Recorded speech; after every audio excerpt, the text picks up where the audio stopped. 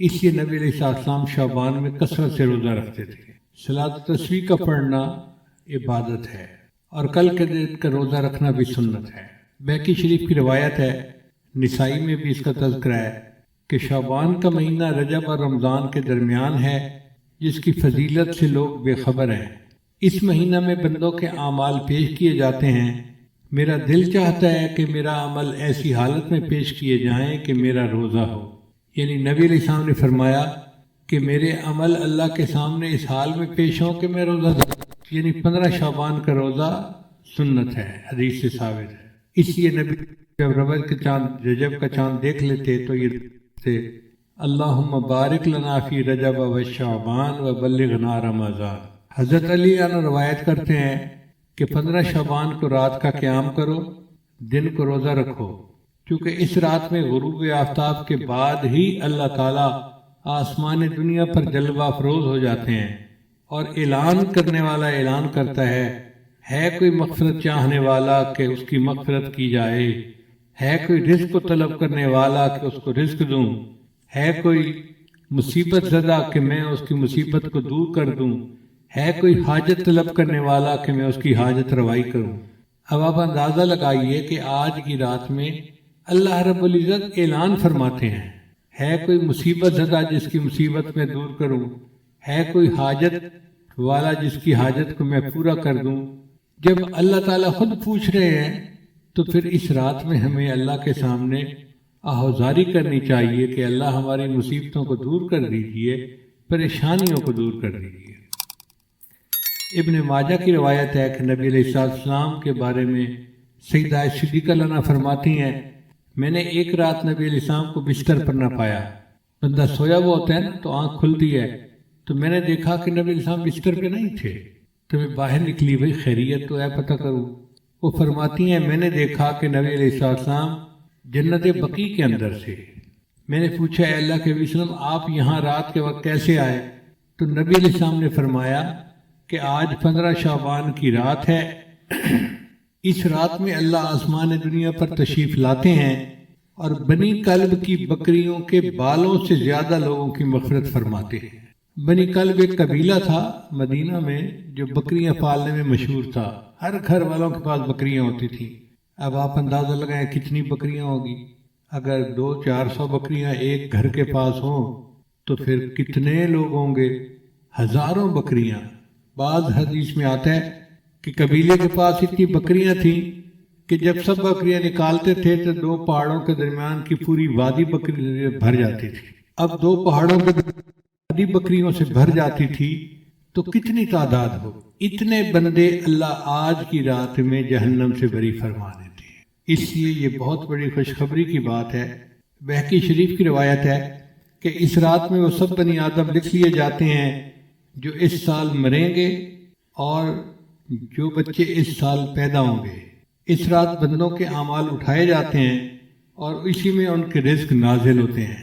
اب جو بے اولاد لوگ ہیں وہ آج کی رات میں اللہ سے دعا مانگے کہ اللہ ہمیں اولاد والی نعمت عطا فرما، چونکہ فیصلے آج کی رات ہونے ہیں۔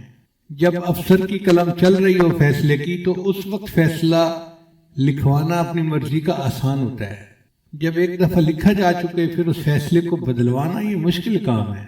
ہم 15 شعبان کی رات کو تو دعائیں مانگتے نہیں اور پھر پورا سال روتے رہتے ہیں جی دعا قبول نہیں ہوتی، دعا قبول نہیں ہوتی، دعا قبول نہیں ہوتی۔ دعا کیوں نہیں قبول ہوتی ہے لیکن اس کے مانگنے کا وقت ہوتا ہے۔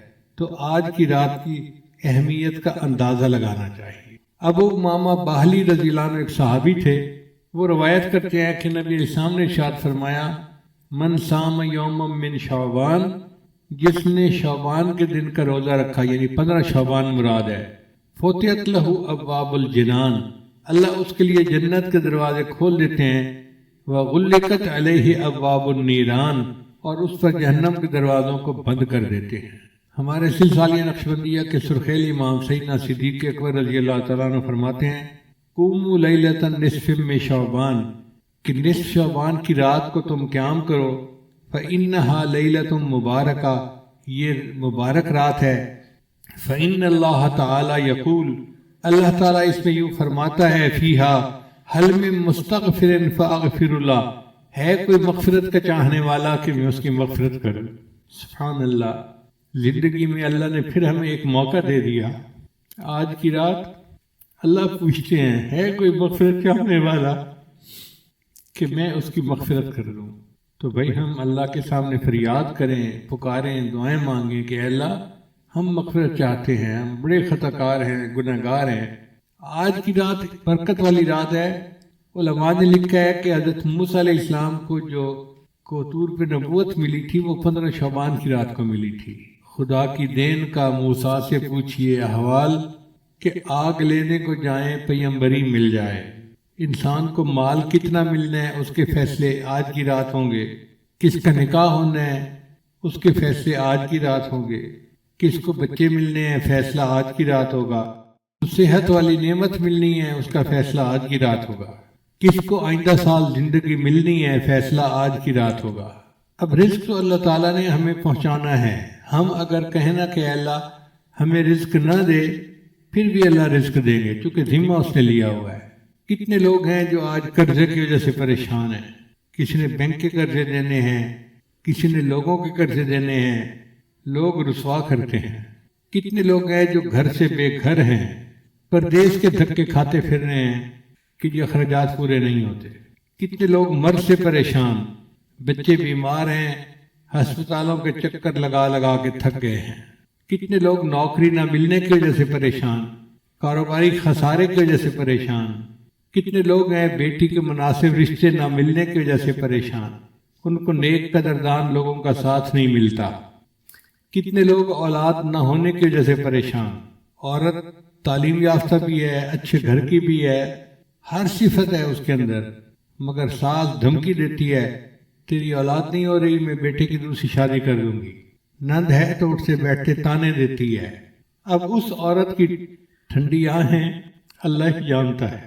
کتنے لوگ ہیں کہ بچیوں کی شادیاں تو ہو گئیں، میاں کی درمیان محبت نہیں ہے۔ اب جس عورت کو شادی کے بعد خامد کی محبت نہ ملے تو اس کا گھر کیسے آباد ہوگا؟ ان سب کا علاج کیا ہے کہ ہم آج کی رات میں اللہ رب العزت سے سچی توبہ کریں اور خوب دعا مانگیں کہ اللہ ہماری ان پریشانیوں کو دور کر دیجیے۔ یہ پکی بات ہے، جو چاہے اللہ چاہیں گے وہ ہوگا، جو نہیں چاہیں گے وہ نہیں ہوگا، چاہے ہم جو مرضی لگا لیں۔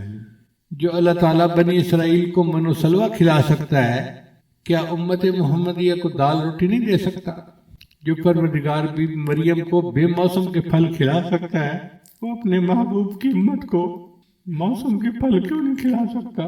اللہ تعالیٰ کھلانے کے لیے تیار ہیں، قصور ہمارا ہے۔ کہتے ہیں کہ پرائی بکری کو کوئی گھاس نہیں ڈالتا، ہم اللہ کے ہیں۔ اب ہم دوسروں کے دروازے پہ جائیں گے تو ہمیں دھکے ہی ملیں گے۔ ہمارا دروازہ اللہ کا دروازہ ہے، ہمیں چاہیے کہ ہم اس کے اوپر جھکیں۔ تو اللہ تعالیٰ اپنے محبوب صلی اللہ علیہ وسلم کے فعل ہم پر خصوصی رحمتیں فرما دے اور ہماری مرادوں کو اللہ تعالیٰ اپنی رحمت سے پورا فرما دے۔ اب پورے بیان کا خلاصہ یہی نکلا کہ سال کی ابتدا محرم سے ہوتی ہے جو مجاہدے کا مہینہ ہے، اور سال کی انتہا ذوالحجہ پہ ہوتی ہے جو مشاہدے کا مہینہ ہے۔ درمیان میں رجب کا مہینہ پڑتا ہے جو معراج کا مہینہ۔ پہلی ششماہی کو اللہ تعالیٰ نے ربیع الاول سے جنت بخشی اور نبی الاسلام رحمۃ للعالمین دنیا میں تشریف لائے، اور دوسری ششماہی کو اللہ نے شہر الغمسہ غفران سے زینت بخشی، اور رمضان کا مہینہ آنے والا ہے۔ آپ یوں سمجھیں کہ آج کی رات طلوع صبح صادق ہو گئی، اب رمضان کی پہلی کو طلوع سورج ہوگا، اور پھر نور کا ایک مہینہ اپنی پوری رحمت کے ساتھ آئے گا۔ اللہ تعالی ہمیں اس مہینہ کے لیے تیاری کرنے کی توفیق عطا فرمائے۔ یہ تیاری کوئی ورزش کرنے کا نام نہیں ہے، بلکہ ہم اپنی زندگی سے گناہوں کو ختم کریں اور اللہ تعالیٰ کو منانے کے لیے پوری کمر کس لیں، ہمت کر لیں۔ خدا ان کی مدد کرتا ہے جو اپنی مدد آپ کرتے ہیں۔ لہذا دعا ہے کہ اللہ تعالیٰ آج کی رات میں ہم سب مسکینوں کی بخشش فرمائے اور ہماری جتنی بھی مرادیں ہیں اللہ اپنی رحمت سے پورا فرمائے۔ آج 15 شعبان کی رات ہے، یہ شب برات کہلاتی ہے۔ برکت والی رات ہے۔ امام ربانی مجد الثانی رحمۃ اللہ نے اس کو یوں سمجھایا ہے، وہ فرماتے ہیں کہ رات کا اندھیرا ہر طرف ہوتا ہے، پھر جب سورج نکلنا ہوتا ہے تو وہ ایسے نہیں کہ یکدم سورج نکل آیا، بلکہ پہلے صبح صادق طلوع ہوتی ہے تو اندھیرا کم ہو گیا اور روشنی زیادہ ہوتی جا رہی، پھر وہ روشنی بڑھتی جاتی ہے حتیٰ کہ اسفار کا وقت ہو جاتا ہے۔ سورج نکلنے سے تھوڑی دیر پہلے ایسے ہی روشنی ہوتی ہے جیسے سورج نکل چکا، پھر کچھ دیر کے بعد سورج طلوع ہوتا ہے اور دھوپ آ جاتی ہے۔ اسی طرح رمضان مبارک کی رحمتوں کا سورج طلوع ہونا ہے، مگر اس کی صبح صادق آج کی رات ہے۔ آج رات سے رمضان کی برکتیں آنی شروع ہو گئیں، یہ اب ہر روز بڑھتی جائیں گی، حتیٰ کہ رمضان المبارک سے ایک دو دن پہلے ایسے ہی برکتیں ہوں گی جیسے کہ خود رمضان کی برکتیں ہوتی ہیں۔ اب آج کی رات میں انسان کے لیے رزق کے فیصلے اللہ تعالیٰ فرماتے ہیں۔ رزق میں انسان کے بیوی بچے، صحت، عزت، کاروبار سب کچھ آ جاتا ہے، جو کچھ بھی ہے وہ رزق میں شامل ہے۔ ہم سارا سال رزق کے بارے میں شکایتیں کرتے رہتے ہیں، کوئی کہتا ہے قرض نہیں اترتا، کوئی کہتا ہے کہ مجھے انکم کم ہے، کاروبار میں فائدہ نہیں ہوتا۔ بجائے اس کے کہ ہم سارا سال شکوے کریں، بہتر یہ ہے کہ جب اللہ تعالیٰ نے رزق کے فیصلے فرمانے ہیں تو اللہ تعالیٰ کے سامنے عاجزی کر لیں کہ اللہ تعالیٰ ہی خیر کے فیصلے فرما دے۔ جو لوگ غیر شادی شدہ ہیں وہ اپنے لیے اچھے رشتے مانگے، نیک دیندار۔ جو شادی شدہ ہیں اور بے اولاد ہیں وہ اپنے لیے اولاد کی دعائیں مانگیں۔ جو صاحب اولاد ہیں وہ اولاد کی نیکی کے لیے دعائیں مانگیں۔ جو بیمار ہیں وہ صحت کے لیے دعائیں مانگیں۔ جو پریشان حال ہیں مرد یا عورتیں وہ اپنی پریشانیوں کے دور ہونے کے لیے دعائیں مانگیں، اپنے لیے بھی مانگیں، اہل خانہ کے لیے بھی مانگیں، ملک کے سب لوگوں کے لیے مانگیں، پوری امت مسلمہ کے لیے مانگیں، پوری دنیا کے مسلمانوں کے لیے مانگیں۔ یہ وقت پوری امت کے مسلمانوں کے اوپر بہت مشکل آ گیا ہے۔ اے خاصہ اے خاصان رسول وقت دعا ہے، امت پہ تیری آ کے عجب وقت پڑا ہے۔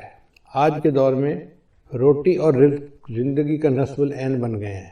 ایسے لگتا ہے کہ انسان دنیا میں آیا ہی اس لیے ہے کہ مجھے اچھا کمانا ہے اور اچھا کھانا ہے۔ یہ مقصد زندگی نہیں ہے، یہ ضرورت زندگی ہے۔ مقصد زندگی اللہ تعالیٰ کی عبادت ہے، اللہ کی فرمانبرداری ہے، مگر ہم رزق کے پیچھے اس طرح پڑے ہوئے ہیں کہ 24 گھنٹے اسی کی فکر ہے، اٹھتے بیٹھتے چلتے پھرتے ہر وقت اسی کی فکر ہے۔ حالانکہ آج کے دور میں زیادہ کھا کر مرنے والوں کی تعداد زیادہ ہے بنسبت بھوک سے مرنے والوں کے، اور اللہ تعالیٰ نے رزق کی اتنی بہتات دی ہے کہ بے موسم کے پھل ہر جگہ پر ملتے ہیں۔ پھل کیا ملنا بلکہ بے موسم کے جوس ہر جگہ ملتے ہیں۔ پورا سال جو جوس پینا چاہیں وہ فریج کے اندر موجود ہوتا ہے۔ تو ایک طرف تو اللہ تعالیٰ کی رحمتوں کی انتہا یہاں تک ہے، اور دوسری طرف ہمارا حال یہ ہے کہ اٹھتے بیٹھتے اللہ کے شکوے، مجھے یہ نہیں ملا، مجھے یہ نہیں ہوا، میرے بچے کی نوکری نہیں ہو رہی، بیٹی کا رشتہ نہیں آ رہا۔ تو بجائے شکوے کرنے کے ہم اللہ تعالیٰ کے سامنے درخواست کریں کہ یا اللہ تو آئندہ سال کے لیے جو رزق کے فیصلے فرمائے گا تو ہمارے لیے خیر کے فیصلے فرما دے۔ روٹی کو اتنی اہمیت حاصل ہو گئی ہے کہ اس سے پہلے تاریخ میں کبھی اتنی اہمیت حاصل نہیں تھی۔ دین اسلام اتنا خوبصورت ہے کہ اس نے کسب حلال کو عبادت کہا ہے، اس لیے شریعت نے رہبانیت سے منع کیا ہے۔ رہبانیت کہتے ہیں کہ اتنا دین میں لگ جانا کہ دنیا کو چھوڑ دینا، بیوی بچوں کو نظر انداز کر دینا۔ لا رہبانیت فی الاسلام، اسلام کے اندر کوئی رہبانیت نہیں ہے۔ دوسری طرف ہے اباہیت۔ اباہیت کہتے ہیں کہ روٹی کپڑا اور مکان کو زندگی کا مقصد بنا لینا، یہ بھی ناجائز ہے۔ نہ رہبانیت جائز ہے نہ اباہیت جائز ہے، ہمیں اس کے درمیان کی زندگی گزارنی ہے۔ ہمارے حضرت مسجد عالم رحمۃ اللہ فرماتے تھے کہ اللہ تعالیٰ کو جو راستہ جاتا ہے وہ جنگلوں اور غاروں سے ہو کر نہیں جاتا، ان گلی کوچوں بازاروں سے ہو کے جاتا ہے۔ اللہ چاہتے ہیں کہ میرے بندو تم معاشرے میں زندگی گزارو، حقوق اللہ پورے کرو، حقوق العباد پورے کرو، تو اس کے بعد تمہیں اللہ کی رضا مل جائے گی۔ اس لیے انسان رزق کے حلال کے لیے کوشش تو کرے مگر حرص نہ دکھائے۔ جو مقدر میں ہے ملنا وہی ہے، جو مرضی کرتا پھرے۔ یہ جو ہمارا پیٹ کا مسئلہ ہے نا، یہ صرف موت تک کا مسئلہ نہیں، موت کے بعد کا بھی مسئلہ ہے۔ چنانچہ قیامت میں جب انسان کھڑا ہوگا تو اسے سخت پیاس لگی ہوگی۔ جن لوگوں کو جہنم میں بھیجا جائے گا ان کو سخت بھوک ہوگی، مگر ان کو وہاں کھانے کے لیے زقوم دیا جائے گا اور پینے کے لیے غسلین دیا جائے گا۔ وہ غسلین اتنا گرم ہوگا کہ انسان کی آنتیں کٹ کر پخانے کے راستے باہر نکل جائیں گی۔ پھر انسان ٹھیک ہو جائے گا، پھر بھوک لگے گی، پھر پیاس لگے گی، اور یہ سائیکل سزا کا چلتا ہی رہے گا۔ اللہ تعالیٰ فرماتے ہیں کہ جب ان کی جسم کی جلد جل جائے گی، بدلناہم جلودا غیرہا لیذوقوا العذاب، ہم ان کے جسم کی سکن کو دوبارہ ٹھیک کر دیں گے تاکہ ان کو دوبارہ عذاب مل سکے۔ تو یہ پیٹ کا مسئلہ کوئی ابھی کا نہیں ہے، یہ مستقل ایک مسئلہ ہے۔ ہم اللہ تعالیٰ سے دنیا کے رزق کی دعائیں بھی مانگیں اور نیک اعمال کی توفیق بھی مانگیں۔ آج کے دور میں جو بندہ مال کما لیتا ہے اسی کو لوگ اچھا سمجھتے ہیں، بھلے جھوٹ بول کے کمائے یا دھوکہ دے کے کمائے۔ شریعت نے کہا کہ مال تو اس نے کما لیا، مگر مال کے ساتھ وبال بھی آئے گا اگر مال حرام ہوا۔ ہم کتنے لوگوں کو دیکھتے ہیں کہ ان کے پاس پیسہ تو بہت ہوتا ہے، کسی کی بیوی نافرمان، کسی کے بچے نافرمان، کسی کو بیماری لگ گئی، کسی کو دفتر کے مقدموں میں الجھا لیا گیا، تو ایسے مال کا کیا فائدہ کہ انسان کے لیے جینا مشکل ہو جائے۔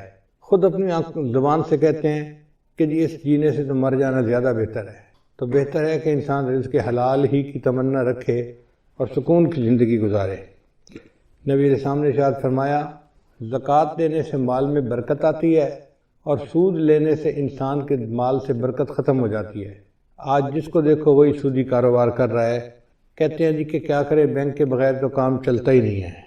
رزق اپنی رفتار میں موت سے زیادہ تیز ہے۔ انسان کو رزق پہلے پہنچتا ہے، موت کا فرشتہ بعد میں آتا ہے۔ باجید بستامی رحمۃ اللہ علیہ نے ایک جگہ نماز ادا کی تو ایک بندے نے ان سے پوچھا، من این تاکل، آپ کہاں سے روٹی کھاتے ہیں؟ تو اس بزرگ نے جواب دیا، تو باجید بستامی نے جواب دیا، اصبر حتی اعید الصلاۃ التی صلیتها خلفک، صبر کر حتیٰ کہ میں نماز لٹا لوں جو میں نے تمہارے پیچھے ادا کی ہے، حیث شککت فی رازق المؤمنین، کیونکہ تو نے مخلوق کو رزق دینے والے پروردگار کے اندر شک کیا ہے۔ بھئی تو کیسا امام مسجد ہے کہ تجھے اتنا ہی نہیں پتا کہ کون کھلاتا ہے ہمیں؟ اس لیے باجید بستامی رحمۃ اللہ فرمایا کرتے تھے، اگر ساری مخلوق کو میرا کنبہ بنا دیا جائے اور زمین تانبے کی بن جائے کہ اس میں ایک درخت نہ اگے، کھیتی نہ اگے، سبزی کچھ بھی نہ اگے، اور آسمان سے ایک قطرہ بارش کا نہ گرے، مجھے پھر بھی یقین ہے کہ اللہ تعالیٰ میری عیال کو رزق پہنچا دیں گے۔ اللہ تعالیٰ وہ ذات ہے جو انسانوں کو، حیوانوں کو، پرندوں کو، چرندوں کو، کیڑے مکوڑوں کو، ہر کسی کو رزق پہنچاتا ہے۔ حتیٰ کہ بند پتھر کے اندر کچھ کیڑے ہوتے ہیں، ان کیڑوں کو بھی اللہ روزی پہنچاتا ہے۔ تو نے پتھر میں کیڑے کو پالا، خشک مٹی سے سبزہ نکالا، تو نے پتھر میں کیڑے کو پالا، خشک مٹی سے سبزہ نکالا، یہ تیرا ہے جہاں، یہ زمین آسماں اے خدایا، کس نے تیری حقیقت کو پایا۔ ہمارے اکابری نے لکھا ہے کہ رزق کے کھلنے کے 16 دروازے ہیں، 16 کنجیاں ہیں جن سے رزق کے دروازے کھلتے ہیں۔ پہلی کنجی ہے نماز، کہ انسان اہتمام کے ساتھ، خشوع خضوع کے ساتھ نماز ادا کرے۔ اللہ تعالیٰ فرماتے ہیں، وَأْمُرْ أَهْلَكَ بِالصَّلَاةِ وَاسْتَبِرْ عَلَيْهَا لَا نَسْأَلُكَ رِزْقًا نَحْنُ نَرْزُقُكَ، کہ تم نماز ادا کرو، ہم تو اس سے روزی کمانا نہیں چاہتے، روزی تو ہم تمہیں دیں گے، ہماری روزی ہے اللہ کے پاس۔ وَفِي السَّمَاءِ رِزْقُكُمْ، اے میرے بندو تمہارا رزق تو آسمانوں میں ہے، اور اللہ جتنا چاہتے ہیں اتنا اپنے بندوں کو عطا فرما دیتے ہیں۔ تو سب سے پہلا عمل ہو گیا کہ انسان نماز کو اہتمام کے ساتھ ادا کرے۔ آج ہم نماز تو پڑھتے ہیں مگر جیسے مرغا ٹکریں لگا رہا ہوتا ہے، ہم بھی اسی طرح اٹھک بیٹھک کر رہے ہوتے ہیں، دل دماغ کہیں اور پہنچا ہوا ہوتا ہے، جس کی وجہ سے نماز کی برکتیں سامنے نہیں آتی۔ دوسرا رزق کا دروازہ ہے استغفار کی کثرت کرنا۔ چنانچہ اللہ تعالیٰ ارشاد فرماتے ہیں، استغفروا ربکم انہ کان غفارا، اپنے رب کے سامنے استغفار کرو، اللہ گناہوں کو معاف کرنے والا ہے۔ اور حدیث پاک میں آتا ہے، من استر من الاستغفار، جو بندہ استغفار کی کثرت کرتا ہے، جعل اللہ لہ من کل ہم فرجا، اللہ تعالیٰ اس کے لیے ہر مشکل میں آسانی کر دیتا ہے، ومن ضیق فرجا، اور ہر مشکل کو آسان کر دیتا ہے، ورزقہ من حیث لا یحتسب، اور اسے ایسی طرف سے رزق دیتا ہے کہ جس کا اس کو گمان بھی نہیں ہوتا۔ تو گویا استغفار کے زیادہ کرنے سے اللہ تعالیٰ بندے کو رزق ایسی طرف سے دیتے ہیں جس کا اس کو گمان ہی نہیں ہوتا، اور اس کے رزق کی پریشانی کو دور کر دیتے ہیں۔ پھر تیسرا رزق کا دروازہ ہے اللہ کے راستے میں خرچ کرنا۔ اس کو کہتے ہیں انفاق فی سبیل اللہ، اس لیے کہ جو بندہ اللہ کے راستے میں خرچ کرتا ہے اللہ تعالیٰ اس کو واپس لوٹاتے ہیں۔ اللہ تعالیٰ فرماتے ہیں وما انفقتم من شیء فہو یخلفہ، تم اللہ کے راستے میں جو خرچ کرو گے وہ اللہ تمہیں اس کا بدلہ دے گا۔ ہم 1 روپیہ خرچ کرتے ہیں، اللہ ہمیں اس کے بدلے 10 عطا فرماتے ہیں، 20 عطا فرماتے ہیں، 70 عطا فرماتے ہیں، حتیٰ کہ کئی مرتبہ 1 کے بدلے 700 عطا فرماتے ہیں۔ لوگ کہتے ہیں جی کہ ہم کہاں سے پیسہ دیں، ہماری تو ضرورتیں پوری نہیں ہوتی۔ بھائی ضروری نہیں کہ انسان لاکھوں دے، جتنا بھی غریب آدمی ہے 5-10 روپیہ خرچ کرنا تو کوئی مشکل کام نہیں ہوتا۔ تو ہمیں چاہیے کہ ہم مسکینوں پہ، فقیروں میں خرچ کریں، یا مدارس کے جو طلباء ہیں ان کے لیے مطبخ میں خرچ کریں، کیونکہ ہم اللہ کے راستے میں خرچ کریں گے تو اللہ تعالیٰ اس قرض حسنہ کو واپس لوٹا کر رہیں گے اور کئی گنا کر کے لوٹائیں گے۔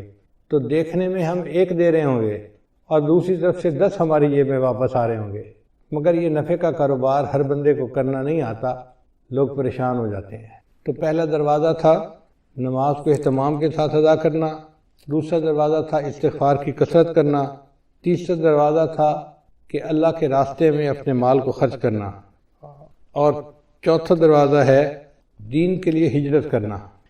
جیسے بعض لوگ سعودی عرب چلے جاتے ہیں یا ایک شہر سے دوسرے شہر چلے جاتے ہیں تو ان کے کام کاروبار میں برکت آ جاتی ہے، لیکن جن لوگوں کو اللہ نے وطن کی روزی دی ہوئی ہے وہ خوش نصیب ہیں، وہ اللہ کی اس نعمت کا شکر ادا کریں۔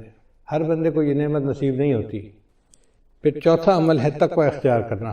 اللہ تعالیٰ فرماتے ہیں وَلَوْ أَنَّ أَهْلَ الْقُرَىٰ آمَنُوا وَاتَّقَوْا لَفَتَحْنَا عَلَيْهِمْ بَرَكَاتٍ مِّنَ السَّمَاءِ، اگر یہ بستی دیسوں والے ایمان لاتے، تقوی کو اختیار کرتے تو ہم ان کے لیے آسمان سے برکتوں کے دروازے کھول دیتے۔ تو گناہوں سے بچنے پر اللہ تعالیٰ رزق کے دروازوں کو کھول دیتے ہیں، اور آج گناہوں کی وجہ سے رزق کے دروازے بند ہیں اور ہم پریشانیوں کا شکار ہیں۔ پھر 5واں عمل جو رزق کے دروازے کھولتا ہے وہ ہے عبادت کی کثرت کرنا۔ حدیث مبارکہ ہے، اللہ تعالیٰ ارشاد فرماتے ہیں، یہ حدیث قدسی ہے، ابن آدم، اے آدم کے بیٹے، تفرغ لعبادتی، میری عبادت کے لیے تو فارغ ہو جا، املا صدرک انی واسد فقرک، املا صدرک غنن، میں تیرے سینے کو غنا سے بھر دوں گا اور تیرے فقر کو ختم کر دوں گا۔ تو دیکھیں عبادت کرنے سے اللہ تعالیٰ سینے میں بے نیازی ڈال دیتے ہیں اور بندے کے فقر کو ختم کر دیتے ہیں۔ اس لیے اللہ کا ذکر کثرت سے کرنا، قرآن پاک کی تلاوت کرنا، نیکی کرنا، یہ انسان کے رزق میں برکت کا دروازہ ہے۔ اور اگر تو ایسا نہیں کرے گا تو تیرے ہاتھ کاموں میں الجھا دوں گا اور لوگوں کی طرف تیری محتاجی کو ختم نہیں کروں گا۔ دیکھو کیسی عجیب بات کہی ہے کہ میں تیرے ہاتھ کو کاموں میں الجھا دوں گا۔ ویسے تو بڑا مصروف نظر آئے گا، یہ کر رہا ہوں، یہ دے رہا ہوں، یہ لے رہا ہوں، یہ فائل آ رہی ہے، یہ جا رہی ہے، یہ آرڈر ہے، یہ فلاں ہے، ہاتھ تیرے کام میں الجھے ہوں گے مگر تیرا فقر ختم نہیں ہوگا، تنگدستی ختم نہیں ہوگی۔ اور چھٹا عمل جس سے رزق کے دروازے کھلتے ہیں وہ ہے حج اور عمرے کی کثرت کرنا۔ اگر اللہ تعالیٰ توفیق دے تو بندے کو چاہیے کہ کثرت سے عمرہ کرے اور بار بار حج کرے۔ دیکھنے میں تو حج اور عمرے پہ انسان پیسہ خرچ کر رہا ہوتا ہے، لیکن حقیقت میں وہی پیسہ اس کے لیے باعث برکت بن کے اس کو واپس اللہ لوٹا رہے ہوتے ہیں۔ چنانچہ نبی علیہ السلام کے پاس جب کوئی بندہ رزق کی شکایت کرتا تھا تو نبی علیہ السلام اسے مشورہ دیتے تھے کہ تم عمرہ کرو۔ عمرہ کر کے جو دعائیں مانگتا تھا تو اللہ تعالیٰ رزق کی پریشانی کو دور فرما دیتے تھے۔ 7واں عمل جس سے رزق کے دروازے کھلتے ہیں اس کو کہتے ہیں صلہ رحمی۔ صلہ رحمی کا مطلب یہ ہے کہ جن کے ساتھ خونی رشتے ہوتے ہیں ان کے ساتھ محبت کا تعلق رکھنا، ان کے ساتھ پیار محبت کا ریلیشن رکھنا اور غم خوشی میں ان کے ساتھ رہنا، اس کو صلہ رحمی کہتے ہیں۔ چنانچہ جو بندہ صلہ رحمی کرتا ہے اللہ تعالیٰ اس کو 2 نعمتیں عطا فرماتے ہیں۔ حدیث پاک میں ہے من احب ان یزاد فی عمرہ، جو بندہ اس بات کو پسند کرتا ہے کہ اس کی عمر کے اندر زیادتی ہو، یعنی لمبی عمر ہو، فیزاد فی رزق ہی، اور اس کے رزق میں زیادتی ہو، برکت ہو، فلیصل رحمہ، اس کو چاہیے کہ صلہ رحمی کو زیادہ کرے۔ پھر 8واں دروازہ ہے رزق کے کھلنے کا کمزوروں سے حسن سلوک، کہ جو لوگ کمزور ہوتے ہیں، بیمار ہوتے ہیں، بوڑھے ہوتے ہیں، ان کے ساتھ حسن سلوک کرنا۔ حدیث مبارکہ میں آتا ہے کہ تمہیں اپنے کمزور اور ضعیف لوگوں کی وجہ سے نصرت ملتی ہے، اللہ تعالیٰ قرآن مجید میں فرماتے ہیں وَلَوْ يُؤَاخِذُ اللَّهُ النَّاسَ بِمَا كَسَبُوا، اگر اللہ تعالیٰ پکڑ لیتا انسانوں کو جو عمل وہ کرتے ہیں، مَا تَرَكَ عَلَى ظَهْرِهَا مِن دَابَّةٍ، تو زمین کی سطح کے اوپر کوئی ایک بھی جاندار باقی نہ بچتا۔ اگر اللہ پکڑنے پہ آتا نا جو تم اعمال کرتے ہو تو کوئی انسان نہ بچتا، کوئی جانور نہ بچتا، زمین کے اوپر کچھ بچتا ہی نہ۔ تو اللہ تعالیٰ ہمیں جو رزق دیتے ہیں وہ چھوٹے بچوں کی وجہ سے، بوڑھوں کی وجہ سے، بیماروں کی وجہ سے، عورتوں کی وجہ سے دیتے ہیں، مہمانوں کی وجہ سے دیتے ہیں۔ لہٰذا ان کو بوجھ نہیں سمجھنا چاہیے، بلکہ ان کی وجہ سے ہمیں رزق ملتا ہے، ہر وقت ذہن میں یہ رکھنا چاہیے۔ رزق کا نواں دروازہ جس سے کہ انسان کا رزق کھلتا ہے اس کو توکل کہتے ہیں۔ توکل کا مطلب یہ ہے کہ انسان اللہ پر امید رکھے، اپنی طرف سے کوشش کرے اور نتیجہ اللہ پہ چھوڑ دے۔ وَمَن يَتَوَكَّلْ عَلَى اللَّهِ فَهُوَ حَسْبُهُ، جو اللہ پر توکل کرتا ہے اللہ اس کے لیے کافی ہو جاتا ہے۔ حدیث مبارکہ میں آئے لَوْ أَنَّكُمْ تَوَكَّلُونَ عَلَى اللَّهِ حَقَّ تَوَكُّلِهِ، اگر تم توکل کرتے جیسے کہ اللہ پہ توکل کرنی چاہیے، لَرَزَقَكُمْ كَمَا يَرْزُقُ الطُّيُورُ، تو اللہ تعالیٰ تمہیں اس طرح رزق پہنچاتے جس طرح اللہ تعالیٰ پرندوں کو رزق پہنچاتے ہیں۔ وہ صبح اپنے گھونسلے سے خالی پیٹ نکلتے ہیں اور شام کو اپنے گھونسلے میں پیٹ بھرے واپس آتے ہیں۔ انسان کا معاملہ الٹ ہے، بیچارہ گھر سے پیٹ بھر کے نکلتا ہے اور شام کو خالی پیٹ گھر واپس آتا ہے۔ اور پرندوں کا معاملہ دیکھو کہ وہ خالی پیٹ گھر سے نکلتے ہیں اور اللہ ان کو پیٹ بھر کے رات کو واپس گھر پہنچاتے ہیں، جبکہ پرندے اپنے لیے کوئی چیز جمع بھی نہیں کر سکتے۔ کوئی پرندہ آپ نے ایسا نہیں دیکھا ہوگا جو سال کی روزی جمع کر لے، انسان جمع بھی کر لیتا ہے، پھر اس کا یہ حال ہے۔ اور پھر جانوروں کا رزق بھی بہت ہوتا ہے۔ آپ اگر غور کریں تو ایک ہاتھی دن میں کتنا چارہ کھاتا ہوگا، ہمارے حساب سے منوں کے حساب سے، ٹنوں کے حساب سے کھاتا ہوگا، اس کا وزن ہی اتنا ہے۔ اور ہم نے جہاں بھی جنگل میں ہاتھی دیکھا اس کو ہر وقت چرتے ہوئے دیکھا۔ تو جو ٹنوں کے حساب سے کھانا کھاتے ہیں ان کے پیٹ اللہ بھر دیتے ہیں، اور انسان بیچارہ کتنا کھا لیتا ہے، بڑے سے بڑا پہلوان ہو تو 2 روٹی، اس سے پیٹ بھر جاتا ہے بندے کا۔ تیسری روٹی دیں بھی صحیح نا تو کہتے ہیں نا جی پیٹ بھر گیا۔ تو ہمارا پیٹ بھی چھوٹا ہے اور ہم گھر سے پیٹ بھرے نکلتے ہیں اور رات کو خالی پیٹ واپس آتے ہیں۔ بہتر ہے کہ ہم اللہ تعالیٰ کے اوپر توکل کریں تو پھر دیکھیں کہ اس کی برکتیں کتنی ہوں گی۔ پھر 10واں دروازہ ہے انسان نعمتوں کا شکر ادا کرے۔ اللہ تعالیٰ فرماتے ہیں لَإِن شَكَرْتُمْ لَأَزِيدَنَّكُمْ، اگر تم شکر ادا کرو گے ہم اپنی نعمتیں تم پر اور زیادہ کریں گے۔ آپ دیکھیں ہمارے اوپر اللہ کی کتنی نعمتیں ہیں، ہم تو شکر بھی ادا نہیں کر سکتے۔ الحمدللہ ثم الحمدللہ کہ گھروں میں کھانا کھانے بیٹھتے ہیں تو 1 سالن 2 سالن تو معمول کی بات ہے۔ کبھی گوشت پکا ہوتا ہے، کبھی دال پکی ہوتی ہے، کبھی روٹی بنی ہوتی ہے، کبھی چاول بنے ہوتے ہیں۔ اب 2 قسم کے کھانے پڑے ہوتے ہیں، حالانکہ کھانا تو ایک بھی مل جاتا تو بہت تھا، مگر یہ اللہ کی نعمت ہے نا کہ اللہ کئی قسم کے کھانے دیتے ہیں۔ اور پھر یہ نہیں کہ کھانے ہی ہمیں ملتے ہیں، کھانے کے علاوہ وافر کھانے ہوتے ہیں۔ چنانچہ میں نے دیکھا ہے کہ ہمارے پاس کئی دفعہ 8-10 مہمان آ جاتے ہیں نا تو مجھے صرف اندر پیغام بھیجنا پڑتا ہے جی کہ مہمان ہیں، کوئی کھانے کے لیے تردد نہیں کرنا پڑتا۔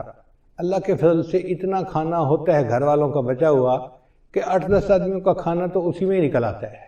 یہ اللہ کا کتنا بڑا کرم ہے، کتنا بڑا فضل ہے، ہم اللہ کی اس نعمت کا شکریہ ادا نہیں کر سکتے۔ ابن عطا اسکندری رحمۃ اللہ فرمایا کرتے تھے من لم یشکر النعمہ فقد تعرض لزوالہا، کہ جس نے نعمت کا شکر ادا نہیں کیا اس نے نعمت کو زوال کے لیے پیش کر دیا کہ اللہ مجھے یہ نعمت نہیں چاہیے۔ ومن شکرہا، اور جس نے نعمت کا شکر ادا کیا فقد قید بعقالہا، اس نے نعمت کو نکیل کے ذریعے سے پکڑ لیا، باندھ لیا اپنے پاس۔ یعنی جو نعمت ملتی ہے اور بندہ اس کے اوپر شکر ادا کرتا ہے پھر وہ نعمت اللہ سے واپس نہیں لیتے بلکہ اس نعمت میں اور برکت عطا فرما دیتے ہیں۔ پھر 11واں دروازہ کہ جب بھی مرد اپنے گھر میں داخل ہو مسکراتے چہرے کے ساتھ داخل ہو اور اہل خانہ کو سلام کرے۔ حدیث مبارکہ میں ہے، سیدہ صدیقہ نے فرماتی ہیں کہ نبی صاحب جب بھی گھر تشریف لاتے تھے تو مسکراتے چہرے کے ساتھ آتے تھے اور اہل خانہ کو سلام کیا کرتے تھے۔ یہ اہل خانہ کو سلام کرنا رزق کی برکت کا ذریعہ ہے۔ چنانچہ حدیث پاک میں ہے ثلاثۃ کلہم ضامن اللہ، 3 بندے ہیں جن کا اللہ کے اوپر ضمانت ہے، یعنی اللہ ان کو رزق پہنچاتا ہے۔ ان عاش رزقا، اگر وہ زندہ رہے گا تو اللہ روزی عطا فرمائے گا، وکفا، اور روزی ان کے لیے کافی ہوگی۔ وَإِن مَاتَ اور اگر وہ مر جائے گا داخل الجنہ تو جنت میں اللہ ان کو داخل کر دے گا۔ یہ کون 3 بندے ہیں؟ ان میں سے ایک بندہ ہے رجل، وہ بندہ داخلہ بیتہ جو اپنے گھر کے اندر داخل ہو بسلام اور گھر والوں کو سلام کرے، فہو ضامن اللہ، وہ اللہ کے ضمانت میں آ جاتا ہے۔ اب یہ کتنا آسان کام ہے، مگر بہت سارے لوگ ہیں جو گھروں میں داخل ہوتے ہیں تو ان کو سلام کرنا یاد ہی نہیں ہوتا، بس باتوں میں لگ جاتے ہیں، مسکرائیں گے، بیوی سے پوچھیں گے تیرا کیا حال ہے، بچوں سے پوچھیں گے تم کیسے ہو، مگر سلام کرنا ان کو یاد نہیں ہوتا۔ پھر 12واں عمل والدین کی فرمانبرداری۔ چنانچہ ہمارے بزرگوں نے لکھا ہے کہ 5 چیزوں سے رزق میں برکت ہوتی ہے۔ ایک، جو بندہ صدقہ فرمدامت کرے، دوسرا صلہ رحمی کرے، تیسرا جہاد کرے، چوتھا ہمیشہ باوضو رکھے، اور 5واں والدین کی فرمانبرداری کرے۔ والدین کے فرمانبردار کو اللہ تعالیٰ رزق کی پریشانی میں نہیں ڈالتے، اس لیے ان کی خدمت کر کے ان کی دعائیں لینی چاہیے تاکہ اللہ تعالیٰ کی طرف سے برکتیں اور رحمتیں شامل حال ہو جائیں۔ 13واں دروازہ رزق کا ہے دوام طہارہ، یعنی مستقل وضو کی زندگی گزارنا۔ اگر انسان عادت بنا لے تو وہ باوضو ہر وقت رہ سکتا ہے۔ جیسے ہمیں ہر وقت بے وضو رہنے کی عادت ہے، اس کو بدل لیں تو ہر وقت باوضو رہنے کی عادت ہو جائے گی، جب وضو ٹوٹے دوبارہ پھر وضو کر لیں۔ ہمارے اسی شہر میں ایک جگہ ایک گھرانہ ہے جو امام ربانی مجدد ثانی رحمۃ اللہ کے اولاد میں سے ہیں، تو بہت سال پہلے کی بات ہے، کوئی 30 سال پہلے کی بات ہے، مجھے خیال آیا کہ جا کے ان سے صرف اللہ کے لیے ملاقات کروں، تو میں ان کے ہاں گیا، ملاقات ہوئی۔ ہم جب پہنچے تو بس مغرب کے وقت میں کوئی 5 ہی منٹ باقی تھے، سلام دعا ہوئی۔ انہوں نے کہا جی کہ یہاں سے مسجد دور ہے تو ہمیں گھر میں ہی نماز پڑھنی پڑے گی۔ ہم نے کہا ٹھیک ہے۔ ان کے بچے گراؤنڈ کے اندر فٹ بال کھیل رہے تھے، کوئی 10-12 بچے ہوں گے چھوٹے بڑے، خوب ہنگامہ تھا، جیسے 2 ٹیموں کا میچ ہو رہا ہوتا ہے۔ لو جی ہم کھڑے ہو گئے مصلی پہ جماعت کے لیے، انہوں نے آواز دی بچوں کو، بچوں نماز کا وقت ہو گیا ہے۔ سارے بچے گراؤنڈ سے بھاگتے ہوئے آئے اور صف میں آ کے کھڑے ہو گئے۔ اب جب ہم نے نماز ادا کی تو مجھے بڑی حیرت ہوئی کہ کیا سب بچوں کا وضو تھا یا کچھ بچوں نے بے وضوئی نماز پڑھ لی۔ تو میں نے ان سے سوال پوچھا کہ جی بچے کسی کو وضو تو نہیں کرتے میں نے دیکھا؟ تو وہ مسکرائے اور کہنے لگے کہ جی ہمارے خاندان میں بچوں کو یہ تربیت دی جاتی ہے کہ تم نے پوری زندگی باوضو گزارنی ہے۔ ہمارے گھر کے چھوٹے بڑے جس بندے کو آپ دیکھیں گے، جب بھی دیکھیں گے ہمیشہ باوضو دیکھیں گے، اگر وضو ٹوٹے گا تو دوبارہ اسی وقت وہ پھر وضو کر لیں گے۔ تو اگر ایسے خاندان آج بھی دنیا میں موجود ہیں کہ جن کے گھر کا ہر چھوٹا بڑا بندہ مرد عورت ہر وقت باوضو رہتے ہیں تو پھر اللہ ان کی رزق میں بھی برکت عطا فرما دیتے ہیں۔ پھر 12واں عمل ہے، 14واں عمل ہے چاشت کی نماز پڑھنا۔ چاشت کی نماز ہوتی ہے دن کے 10 بجے 11 بجے جب ذرا سورج طلوع ہو جاتا ہے اور پاؤں جلنے لگ جاتے ہیں گرمیوں میں، تو اس کو صلاۃ الضحیٰ کہتے ہیں، چاشت کی نماز کہتے ہیں۔ یہ وہ ٹائم ہوتا ہے جب اکثر مرد اپنے دفتروں میں چلے جاتے ہیں یا کھیتوں میں چلے جاتے ہیں یا اپنے کاروباروں میں چلے جاتے ہیں۔ اس وقت جو عورتیں اپنے خامدوں کو کاروبار پہ بھیج کے پیچھے مصلی پہ بیٹھتی ہیں اور نفل پڑھتی ہیں، اس میں اللہ نے رزق کی برکت رکھی ہے۔ اب کتنی عورتیں ہیں جو رزق میں کمی کے شکوے تو کرتی ہیں لیکن وہ چاشت کی نماز نہیں پڑھتی کہ محنت کرنے کے لیے تو میرا خامد نکل گیا، پسینہ تو وہ بہائے گا۔ اب اللہ کرے کہ اس کے رزق میں برکت ہو جائے اور ہمیں اللہ تعالیٰ رزق میں آسانی فرما دے، تو یہ نماز پابندی کے ساتھ پڑھنے کی ضرورت ہے۔ ہمارے بزرگوں نے لکھا ہے کہ جو بندہ چاشت کے وقت نماز نہ پڑھ سکتا ہو دفتر کی وجہ سے یا کاروبار کی وجہ سے یا دکان کی وجہ سے، اس کو چاہیے کہ سورج نکلنے کے چند منٹ بعد جو اشراق کی نماز پڑھتے ہیں تو 2 رکعت اشراق کی نیت سے پڑھ لے اور 2 رکعت چاشت کی نیت سے اسی وقت پڑھ لے تو اس کی چاشت کی نماز ہو جائے گی۔ تو معمول بنا لینا چاہیے کہ چاشت کی نماز دفتر جانے سے پہلے پڑھ کے ہی جائیں۔ پھر 15واں عمل جس سے انسان اللہ تعالیٰ رزق کے دروازے کھولتے ہیں وہ ہے سورہ واقعہ کو پابندی کے ساتھ پڑھنا۔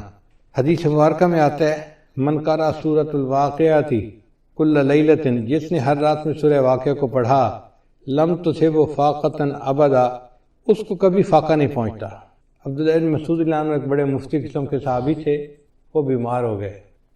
حضرت عثمان غنی امیر المومنین تھے، وہ ان کو ملنے کے لیے آئے۔ اللہ تعالیٰ نے عثمان غنی رضی اللہ عنہ کو مال پیسہ بھی بہت دیا تھا، تو انہوں نے بات چھیڑی اور بات کرتے ہوئے کہا کہ عبداللہ بن مسعود آپ کی بیٹیاں ہی بیٹیاں ہیں، بیٹا کوئی نہیں، تو میرا دل چاہتا ہے کہ میں آپ کو بہت سارا مال ہدیہ دے دوں، یعنی میں اپنی طرف سے بتا رہا ہوں کہ جیسے میں آپ کو 5 لاکھ دینار یا درہم ہدیہ دینا چاہتا ہوں۔ تو انہوں نے انکار کر دیا، نہیں مجھے نہیں چاہیے۔ تو عثمان غنی اللہ نے فرمایا کہ آپ کی بیٹیاں ہیں، آپ کو تو پیسے کی ضرورت ہے۔ ان کا بیٹیاں تو ہیں، مگر میں نے اپنی سب بیٹیوں کو سورہ واقعہ یاد کروا دی ہے، اور میں نے ان کو بتا دیا ہے کہ مغرب کے بعد سورہ واقعہ پڑھ لیا کرو۔ نبی علیہ السلام نے فرمایا جو بندہ ہر رات میں سورہ واقعہ پڑھ لیتا ہے اللہ اس کو فاقے سے محفوظ فرما لیتے ہیں۔ یعنی ان صحابہ کا اتنا یقین پکا تھا کہ انہوں نے 4-5 لاکھ ریال ہدیہ لینے کے بجائے سورہ واقعہ کے اوپر زیادہ جو ہے نا بھروسہ کیا کہ اللہ تعالیٰ میری بچیوں کو فاقے سے بچائے گا۔ پھر 16واں عمل ہے دعا کرنا۔ تو ہمیں چاہیے کہ ہم رزق کی برکت کے لیے دعا بھی کریں، جیسے آج کی رات قبولیت دعا کی رات ہے، اور اب سے لے کے جو آگے وقت آ رہا ہے یہ سب قبولیت دعا کا وقت ہے۔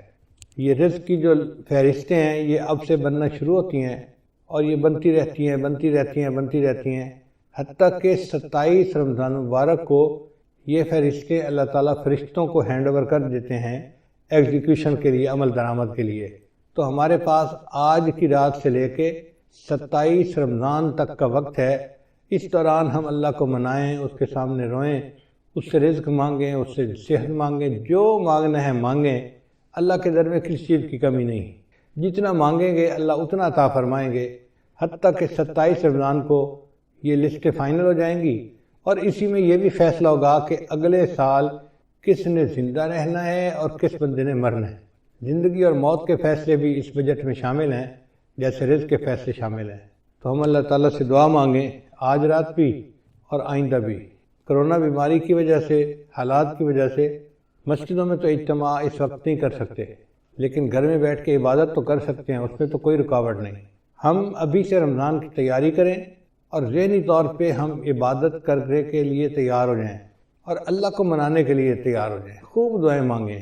اگر باجماعت تراویح مسجد میں نہیں پڑھ سکتے تو گھر میں تو پڑھ سکتے ہیں نا۔ مسجدوں کی عمارتیں بند ہوئی ہیں، اعمال بند نہیں ہوئے۔ اعمال تو ہم کر سکتے ہیں، تو ہم تلاوت کریں، نمازیں پڑھیں، گھر کے اندر مجالس کریں اور اللہ تعالیٰ سے دعائیں کریں خوب ڈٹ کے۔ جتنا مانگیں گے اتنا ہی اللہ تعالیٰ ہمیں عطا فرما دیں گے۔ تو یہ 16 دروازے ہیں رزق کے کھلنے کے۔ ہمارے بزرگوں نے فرمایا کہ کچھ اسباب ہیں تنگ دستی کے، یعنی کچھ ایسے اسباب ہیں کہ جن کی وجہ سے اللہ تعالیٰ رزق کو ذرا کم کر دیتے ہیں، بند کر دیتے ہیں، تو وہ جاننا بھی ضروری ہے۔ چنانچہ مختصراً میں بتاتا چلوں کہ جو بندہ کھڑے ہو کر جوتے پہن کر ننگے سر کھانا کھاتا ہے اللہ اس کا رزق تھوڑا کر دیتے ہیں۔ اور اگر آپ دیکھیں تو آج کل کی دعوتوں میں یہی سلسلہ ہے، شادی بیاہ میں، ہوٹلوں میں، شادی ہالوں میں اکثر لوگ کھڑے ہو کے کھانا کھاتے ہیں، سر پہ کپڑا بھی نہیں ہوتا اور جوتے بھی پہنے ہوئے ہوتے ہیں۔ پھر رزق میں تنگی تو ہونی ہوتی ہے۔ پھر دوسرا، مہمان کو بوجھ سمجھنا۔ جو لوگ مہمان کے آنے کو بوجھ سمجھیں اور اس فکر میں لگ جائیں کہ جی آ گیا ہے تو کہاں سے اس کو کھلائیں گے اور کتنا اس کو کھلائیں گے اور کتنے دن رہے گا، مہمان بعد میں آتا ہے، اللہ مہمان کا رزق پہلے بھیجتے ہیں۔ تو الحمدللہ ثم الحمدللہ اللہ تعالیٰ خیر فرما دیتے ہیں۔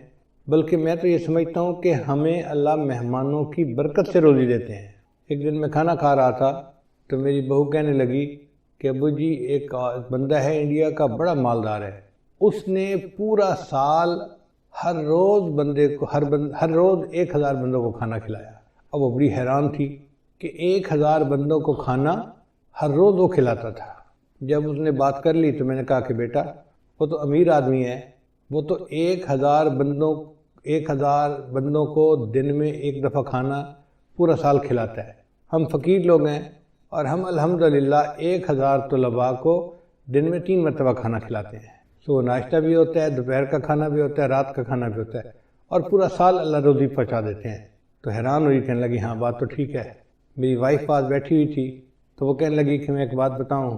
میں نے کہا کیا؟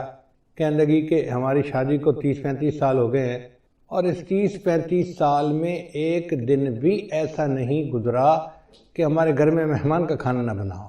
میں نے اللہ کا شکر ادا کیا کہ یا اللہ تیرا کرم اور تیرا احسان ہے کہ الحمدللہ 35 سال میں ہر روز مہمان کا کھانا گھر میں بن رہا ہے، ایک دن بھی ایسا نہیں کہ مہمان گھر میں نہ ہو۔ تو میں تو یہ سمجھتا ہوں کہ اللہ ہمیں رزق جو دیتے ہیں وہ مہمانوں کی وجہ سے دیتے ہیں، تو مہمان نوازی سے کبھی پریشان نہیں ہونا چاہیے۔ پھر تیسرا سبب ہے بغیر بسم اللہ پڑھے کھانا کھا لینا، ہاتھ دھوئے بغیر کھانا کھا لینا، یہ بھی بیماری عام ہے۔ دسترخوان لگے ہوتے ہیں، نہ ہاتھ دھوئے جاتے ہیں، نہ بسم اللہ پڑھی جاتی ہے، نہ کھانے کی دعا پڑھی جاتی ہے، جس وجہ سے پھر تنگ دستی آ جاتی ہے اور رزق کے دروازے بند ہو جاتے ہیں۔ پھر کھانے کے برتن کو صاف نہ کرنا، یہ بیماری بھی عام ہے۔ ہم لوگ کھانا کھاتے ہیں اور کچھ تھوڑا سا کھانا آخر پہ بچا دیتے ہیں، حالانکہ اسی کھانے میں برکت ہوتی ہے۔ سنت یہ ہے کہ اگر 3 لقمے کھانا موجود ہے تو اس کو تو چھوڑ دیں تو کوئی اور کھا لے گا، چلو بھائی۔ اگر اتنا کھا لیا کہ 3 لقمے رہ گئے، اس کو خالی نہ چھوڑیں، اب اس کو پلیٹ کو اچھی طرح صاف کر دیں تاکہ اللہ کی نعمت ضائع نہ ہو، اللہ کی نعمت جو ہے وہ کسی انسان کے کام آ جائے۔ مگر اس میں ایسے لگتا ہے کہ جیسے یہ بندہ غریب ہے، اور امیر لوگ جو ہیں وہ ذرا شاہانہ دماغ کے ہوتے ہیں، تو وہ ڈالتے زیادہ ہیں، آدھا کھا لیتے ہیں، آدھا چھوڑ دیتے ہیں۔ یہ جو آدھا کھانا اور آدھا چھوڑنا ہے، یہ بھی رزق میں تنگی کا سبب بنتا ہے۔ اور ایک اور بات کہ بیت الخلاء میں باتیں کرنا، پہلے زمانوں میں یہ گناہ کم تھا، آج یہ گناہ زیادہ ہے، بلکہ نوجوان بچے اور بچیاں جو ادھر ادھر کالیں کرتے ہیں چھپ چھپ کے، وہ تو کئی مرتبہ جا کے بیٹھ کے بات ہی کرتے ہیں بیت الخلاء میں، پتہ ہی نہیں چلے کسی کو کہ کیا ہوا۔ بیت الخلاء میں باتیں کرنے سے فرشتوں کو بھی تکلیف ہوتی ہے اور رزق کے اندر بھی تنگی کر دی جاتی ہے۔ پھر 7واں بات ہے فقیر کو جھڑکنا۔ اگر کوئی مانگنے والا آئے تو بندہ فقیر کو جھڑکی نہ دے، چلے جاؤ بھائی یہاں سے، کہا نہیں آپ کو چلے جاؤ، سن نہیں رہے، جاتے کیوں نہیں، ایسے جھڑکی نہیں دینی چاہیے، بلکہ اگر کچھ ہے تو دے دے، اور اگر نہیں تو کہہ دے جی آپ آگے چلے جائیں۔ ہم ایک مرتبہ حرم شریف میں بیٹھے ہوئے تھے تو ایک UK کا بندہ حضرت کے پاس آیا مطاف کے اندر، کہنے لگا حضرت میں حج کے لیے آیا ہوں، لیکن یہاں مطاف میں تو مانگنے والے بہت ہیں، ہر تھوڑی دیر کے بعد کوئی فقیر آ جاتا ہے مانگنے والا، اب سمجھ نہیں آتی کہ ہم کس کو دیں اور کس کو نہ دیں۔ اگر ہم ہر کسی کو دے دیں تو ان کی تو عادت بگڑ جائے گی، تو دل چاہتا ہے کہ ان کو نہ دیں، اور اگر ہم نہ دیں تو پھر کون دے گا، تو دل چاہتا ہے دے بھی صحیح، تو اب فیصلہ کرنا مشکل ہوتا ہے۔ تو اب بتائیں کہ ہم کس کو دیں، ہمیں کیسے پتہ چلے کہ کون مستحق ہے اور کون مستحق نہیں ہے۔ حضرت نے اس کی ساری بات کو سنا اور پھر فرمایا کہ اچھا یہ بتاؤ کہ اللہ نے جو تمہیں دیا ہے تم اس کے مستحق ہو؟ اس نے کہا نہیں۔ تو حضرت نے فرمایا جب تم اس کے مستحق نہیں اور اللہ نے پھر بھی تمہیں دے دیا ہے، تم بھی اللہ کے خلق کو اپناؤ، دے دو، مستحق ہے یا نہیں یہ تمہارا مسئلہ نہیں، یہ اللہ کا مسئلہ ہے۔ تو بندہ چپ تو ہو گیا، مگر اس کے دل میں سوال تو بہرحال تھا، تو حضرت نے بھانپ لیا کہ اس کے دل میں سوال ابھی باقی ہے، تو پھر حضرت نے اس کو بات پیار سے سمجھائی۔ حضرت نے فرمایا کہ دیکھو وہ بندہ تمہارے پاس مانگنے آیا ہے، مان لیا کہ وہ صاحب حیثیت ہے اور عادتاً مانگ رہا ہے، تم اسے اس لیے دے دو کہ اللہ کا شکر ادا کرو کہ اللہ تو نے مجھے دینے والوں میں سے بنایا، لینے والوں میں سے نہیں بنایا۔ یہ بھی تو ہو سکتا تھا اللہ تجھے اس کے حال میں ڈال دیتا اور تو لوگوں سے مانگتا پھرتا۔ تو اللہ تعالیٰ کی اس نعمت کا شکر ادا کرتے ہوئے دے دیا کرو کہ اللہ تو نے مجھے لینے والا نہیں، تو نے مجھے دینے والا بنایا ہے، میں تیرے نام پہ دے رہا ہوں۔ اس پہ اس کے دل کے اندر تسلی ہو گئی اور اس نے حضرت کے ماتھے کا بوسہ لیا اور خوش ہو کے واپس چلا گیا۔ تو اس لیے اگر کوئی فقیر آئے تو اس کو جتنا دے سکتے ہیں دیں، اور اگر نہیں دے سکتے تو پیار سے کہیں جی آپ آگے چلے جائیں، اس کو جھڑکی نہ دیں، اس کو ڈانٹ ڈپٹ نہ کریں۔ پھر مغرب کی نماز کے بعد بلا عذر جو بندہ سو جاتا ہے، اس سے بھی رزق کے اندر برکت کم کر دی جاتی ہے۔ اگر کوئی بیمار ہے یا کوئی عذر ہے تو اس میں تو شریعت اجازت دیتی ہے، لیکن عادت بنا لینا اس کو شریعت نے منع کیا ہے۔ مغرب کے بعد بلا عذر نہیں سونا چاہیے۔ پھر جو بندہ نماز قضا کر دیتا ہے، اللہ تعالیٰ اس کے رزق کو تنگ کر دیتے ہیں۔ عورتیں بالخصوص، نیک عورتیں بھی نمازیں قضا کر بیٹھتی ہیں، پتہ ہے کیوں؟ سوچتی رہتی ہیں مہمان آئے ہیں، میں ان کو پہلے چائے بنا کے دے دوں پھر نماز پڑھ لیتی ہوں۔ اب وہ چائے بنا کے دینے میں اتنا کام لمبا ہو جاتا ہے کہ نماز کا ٹائم نکل جاتا ہے، ان کو یاد ہی نہیں ہوتا۔ یاد اس وقت آتا ہے جب اگلی نماز کا وقت شروع ہو چکا ہوتا ہے۔ یا یہ سوچتی رہتی ہیں کہ میں بچے کو نہلا لوں، بچے کو کھانا کھلا لوں، بچے کو پتہ کر لوں، بچے کو نہلا لوں اور پھر نماز پڑھوں گی۔ یہ جو پھر کا مسئلہ ہے نا، نماز قضا کرنے کی بنیاد یہی ہے۔ نماز کو کبھی پھر پہ نہیں رکھنا چاہیے، ابھی پہلے نماز پڑھیں، بعد میں جو کرنا ہے کریں۔ اس لیے جب نماز کا وقت ہو جائے تو نماز پڑھیں اور اس کے بعد جو کرنا ہے کریں۔ نماز کو کبھی آئندہ پہ نہ چھوڑیں، کیا پتہ چند سانس مزید ہیں بھی صحیح کہ نہیں۔ ہمیں ایک مرتبہ اس کا بہت عجیب تجربہ ہوا۔ ہم پشاور ایک اجتماع سے واپس آ رہے تھے تو لاکھوں لوگ تھے اس اجتماع میں۔ راستے میں ایک چھوٹی سی مسجد میں ہم رکے، ہم نے سوچا کہ ہم یہاں پر عصر کی نماز ادا کر لیتے ہیں۔ تو جب میں مصلی کے اوپر کھڑا ہوا امامت کے لیے تو ایک اور گاڑی آ کے رکی جس میں 4 بندے تھے۔ ان 4 میں سے 2 بندے مسجد کے اندر داخل ہوئے اور دوسرے 2 ان کے پیچھے تھے۔ تو پیچھے والوں نے ان کو کہا یار یہاں تو پہلے ہی نمازی کافی ہیں، چلو ہم عصر کی نماز آگے پڑھ لیں گے۔ تو جو اندر آئے ہوئے لوگ تھے نا وہ بھی باہر نکل گئے اور گاڑی میں بیٹھ گئے اور گاڑی چلی گئی۔ خیر ہم نے نماز ادا کی، پھر اس کے بعد ہم آگے چلے اسلام آباد کی طرف آ رہے تھے۔ کوئی 10 میل کے بعد ہم نے دیکھا کہ اس پہلے والی گاڑی کا ایکسیڈنٹ ہوا ہے، اور ایکسیڈنٹ اتنا فیٹل تھا کہ چاروں کے چاروں بندے مر گئے تھے۔ تو ہم نے جب اس گاڑی کو دیکھا تو گاڑی کو تو پہچان لیا، تو لوگوں نے ہمیں بتایا کہ جی ایکسیڈنٹ اتنا برا تھا کہ ایک بندہ بھی نہیں بچا، سب مر گئے۔